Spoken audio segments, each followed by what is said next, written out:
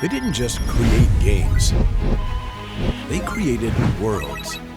They built entire realities.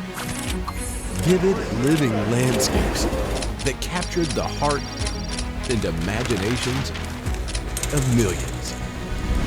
They didn't just manufacture entertainment. They engineered dreams. And now, for the first time, their stories are being brought to life. When I started in the game business, it was a $50 million category. Today, it's a $200 billion category. Before gaming became a billion-dollar industry, it was just an idea, a dream. In my business career, created $5 billion businesses, maybe 6 or 7 if you look at the permutations. My name is Katsuhiro Harada.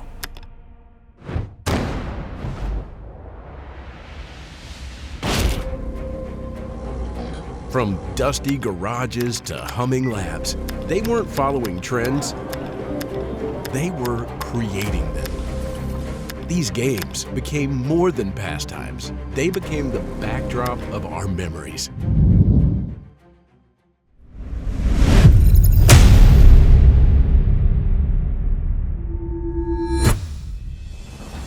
My name is Nolan Bushnell.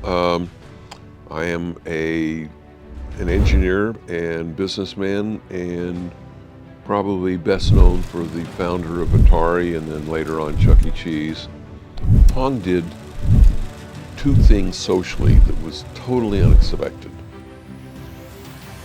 It turns out that the average woman could beat the average man playing Pong.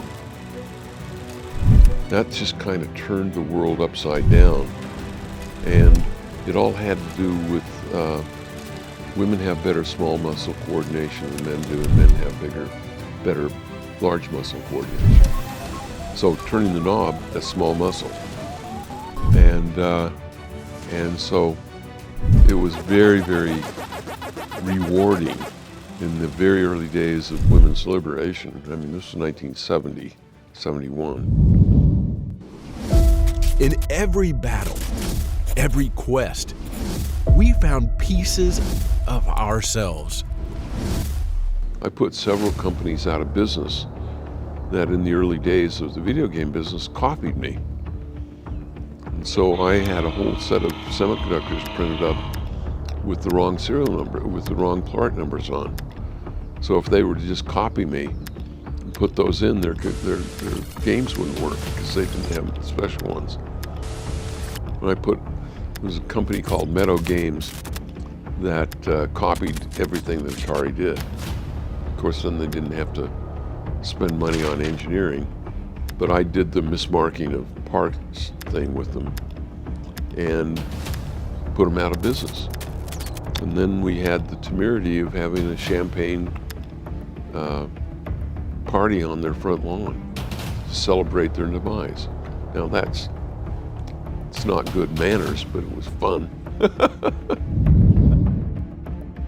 Because at the heart of every great game is a story waiting to be lived. Every world you've ever escaped into, every hero you ever became, began as a dream in the mind of a creator. Now, you get to meet them.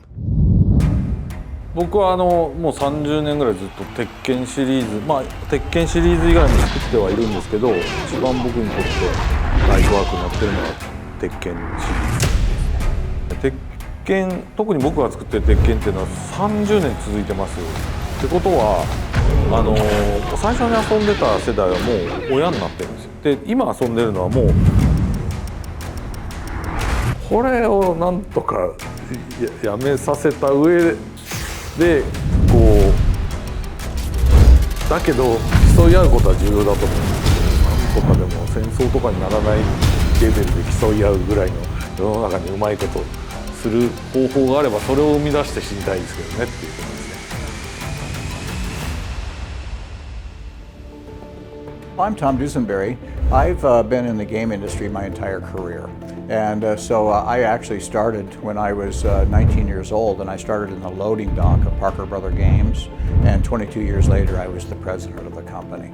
The chairman of the company, Alan Hassenfeld, asked me to work with him on finding new innovation for the company. And so when I got together with him, I said to me the future was all about interactive entertainment and that we should enter into that business. And that convinced him to allow me to found and create Hasbro Interactive, which was a company that was really focused on internet games, video games, and PC games. And so that we started this journey from a point of view of through this business plan that we put together, and 6 years later we were running a $300 million business and growing very rapidly. I think, Monopoly is a good example. I mean, it was a huge part of my life. I took a little 2D board game and turned it into one of the greatest brand franchises in the world. And yet here, 20 years later, the #1 mobile game of all time is Monopoly Go. It's about ready to go past $3 billion in revenue in the last 2 years.